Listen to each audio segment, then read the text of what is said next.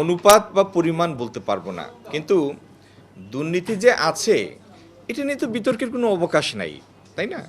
আচ্ছা, দুর্নীতিটা দূর করার জন্য, মানে দুর্নীতি আছে বা নাই এটা জানার জন্য কাউকে হায়ার করার দরকার নাই। এই আমরা প্রত্যেকেই এটা লিভিং উইটনেস। দুর্নীতিটা দূর করার জন্য কনসার্টেড এফোর্ট নিব কিনা সেটা হলো দেখার বিষয়।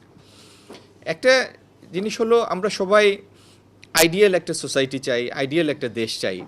যদিও কেউ যদি মনে করে যে আমি আমার দেশ বা আমার সমাজ থেকে দুর্নীতি জিরো করে ফেলবো, এটা মানে it will be more like an utopian thought then an achievable reality. কিন্তু একটা সিস্টেমেটিক ওয়েতে, একটা স্ট্রাকচার্ড ওয়েতে দুর্নীতি কমানোর জন্য আমাদের কাছে অনেক সফল উদাহরণের দেশ আছে, অনেক সফল উদাহরণের দেশ আছে।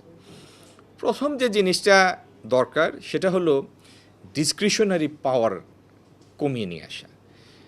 যে কোনো সরকারি কর্মকর্তার যে কোনো স্টেজে তার যদি একটা বিরাট রেঞ্জের ঐচ্ছিক ক্ষমতা থাকে, তাহলে এই ঐচ্ছিক ক্ষমতাটা সবসময় প্রত্যেক ব্যক্তিকেন্দ্রিক, প্রত্যেক কর্মকর্তা কেন্দ্রিক সৎ উদ্দেশ্যে প্রযুক্ত হবে, এতটুকু আত্মবিশ্বাস রাখাটা খুবই কঠিন।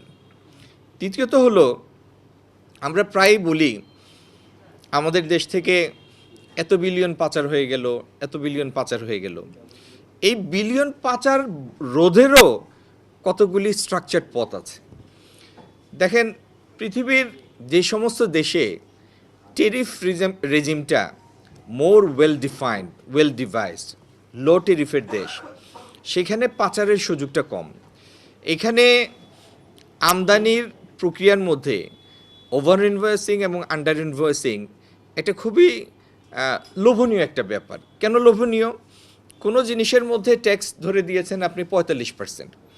এখন 45% ট্যাক্সে এই আমদানিকারক যদি 20% বা 30% টাকা অন্য চ্যানেলে পাঠায়, ব্যাংকিং চ্যানেলের মাধ্যমে না পাঠায়, তাহলে তার 30%-এর উপর 45% ট্যাক্স দিতে হচ্ছে না। তাহলে আরেকজন যদি সেই প্র্যাকটিসটা করে, তো যে করলো না তার মার্কেট থেকে বিদায় নিতে হবে। তো এই জিনিসগুলি অ্যাড্রেস করতে হবে। সব কিছু শুধু আবেগ বা মুখের উপরে না।